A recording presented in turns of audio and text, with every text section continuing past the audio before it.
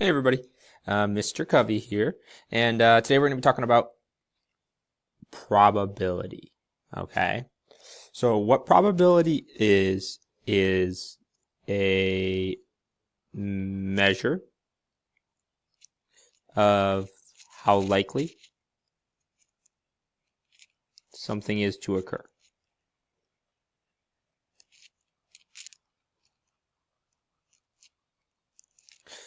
We call that something an event. So if you want to be fancy, probability measures how likely an event is to occur. Okay, and you've encountered probability before, you know a little bit about it. You can talk about it with the weather. So they're going to say, how likely is it to rain tomorrow? When you talk about a probability like that, it's often represented as a percentage. We are going to focus on thinking about probability more as a fraction or a decimal. Okay, so while you can think about probability as a percentage, we're going to think about it as a fraction or a decimal.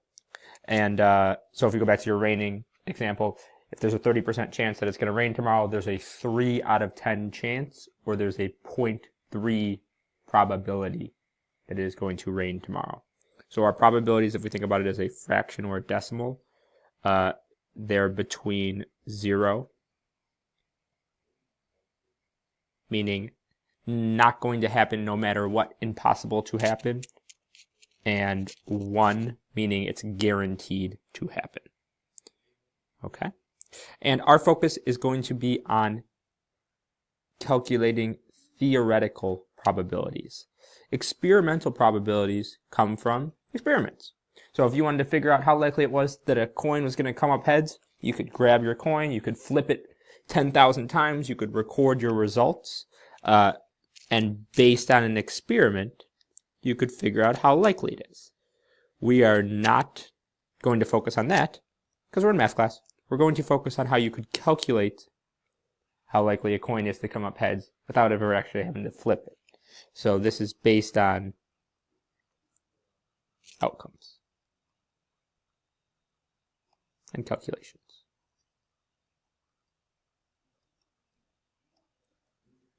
Okay. Oops. One other thing. If you could slide down here. I trust that we have a little bit of background about how to calculate basic probability, but just as a reminder, basic way to calculate probability is, if you want to know the probability of something happening,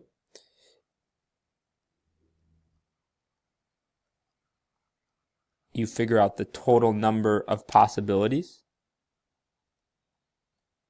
So how many total possible outcomes there are, and you figure out the number of, I'll call them winners, the number that fit whatever description you're trying to figure out the probability of.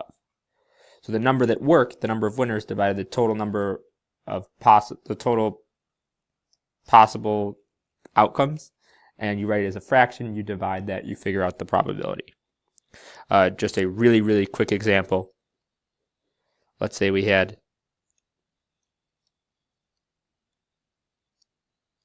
these dots, and I was going to pick one dot, and I wanted to figure out the probability of picking a blue dot.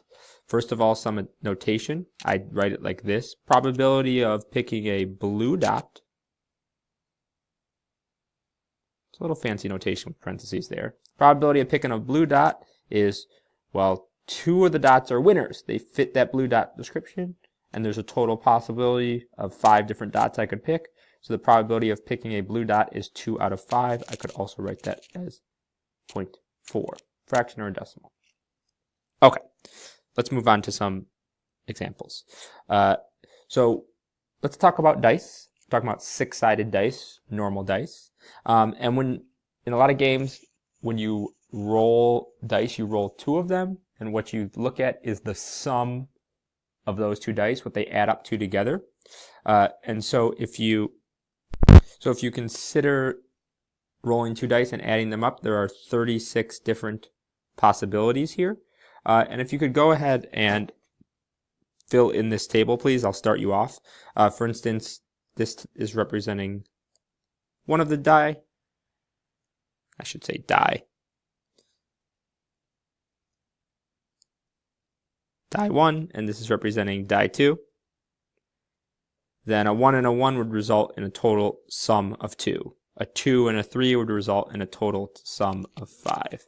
A 3 and a 4 would result in a total sum of 7. Fill in the rest of this table. Go ahead, pause the video, fill that in, please.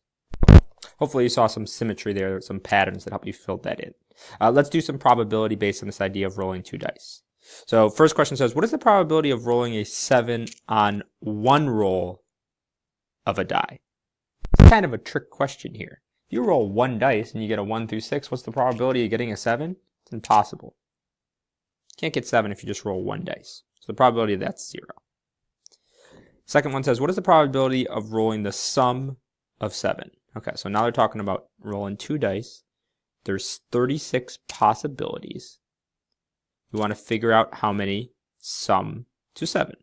So let's go to our table. This is where our table is going to be helpful here. These 36 possibility, 1, 2, 3, 4, 5, 6 of them are 7s. So there's a 6 out of 36 chance. Simplify that. A 1 out of 6 chance that if you roll 2 dice, you get a sum of 7. Okay. Next one. What is the probability of rolling an odd number on one roll of a dice? Okay. Well, if you just roll 1 dice, 1 die, here are the possibilities. 1, 3, and 5 are odd. So there's a 3 out of 6 chance. In other words, a 1/2 chance if you roll 1 dice that you get an odd number. Okay.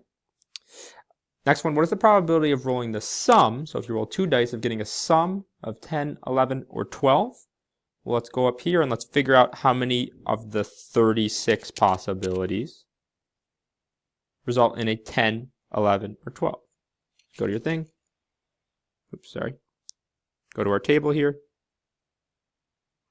10, 11, 12. We got 1, 2, 3, 4, 5, 6. Oops, sorry. 6 of the 36. So there's a 1/6 chance of rolling a 10, 11, or 12. And last question. What is the probability of rolling the sum that is less than 7? Let's see how many fit the description of less than 7 out of the 36. It says strictly less than 7, so don't include 7. We got 1, 2, 3, 4, 5, 6, 7, 8, 9, 10, 11, 12, 13, 14, 15 out of 36. It's that probability. And we can simplify that to 5/12. Okay.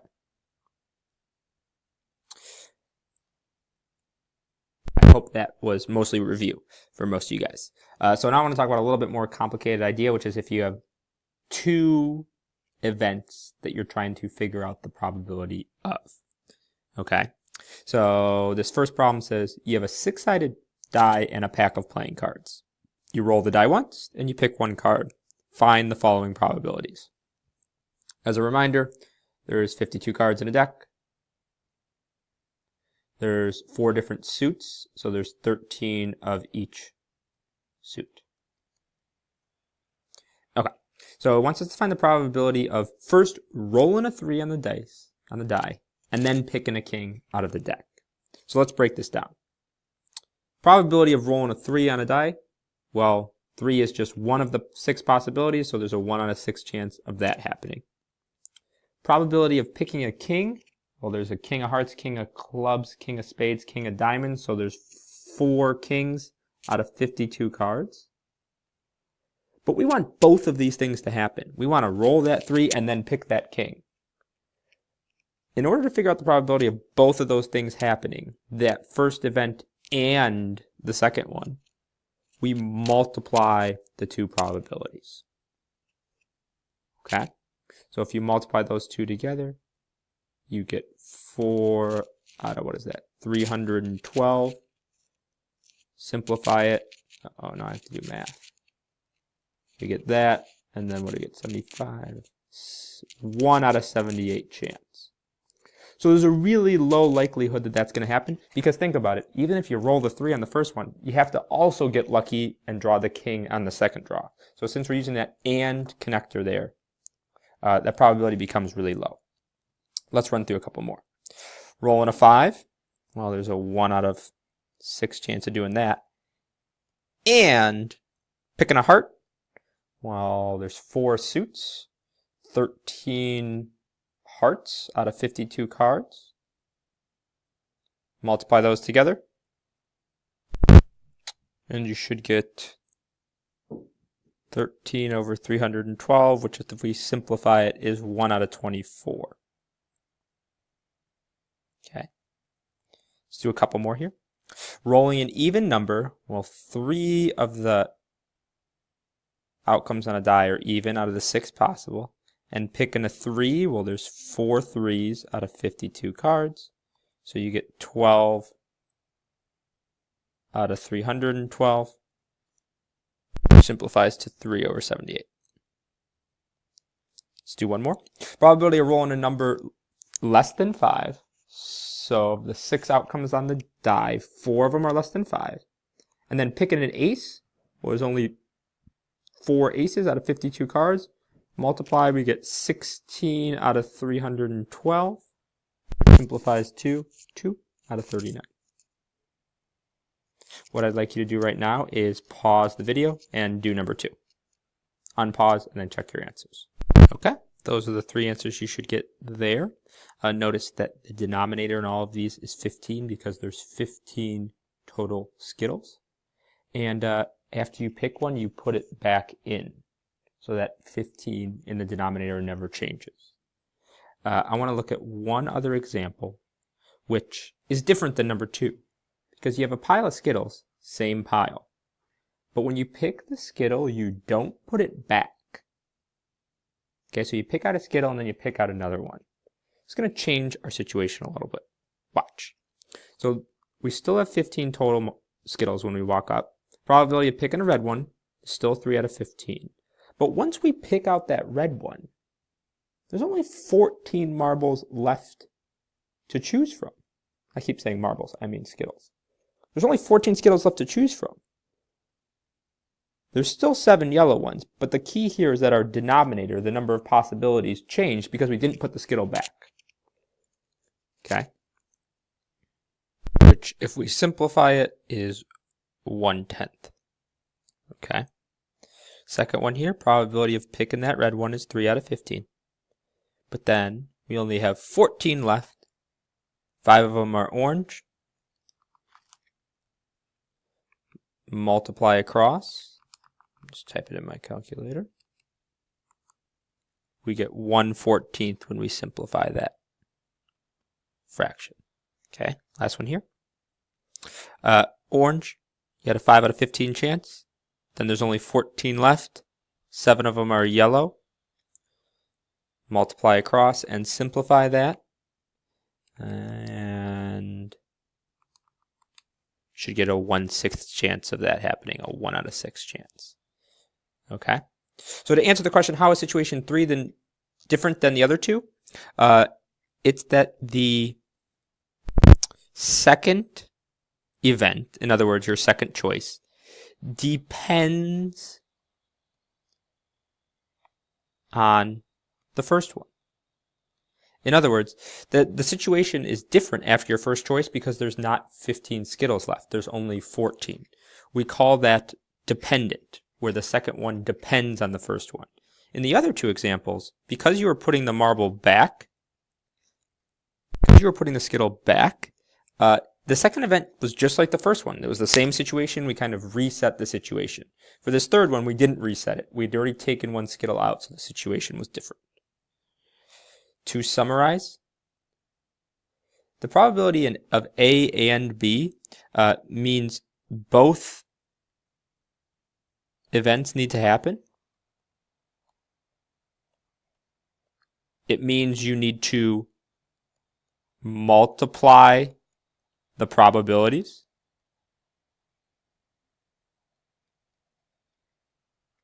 And when you come into class tomorrow, we will finish up this table here. And that concludes this video.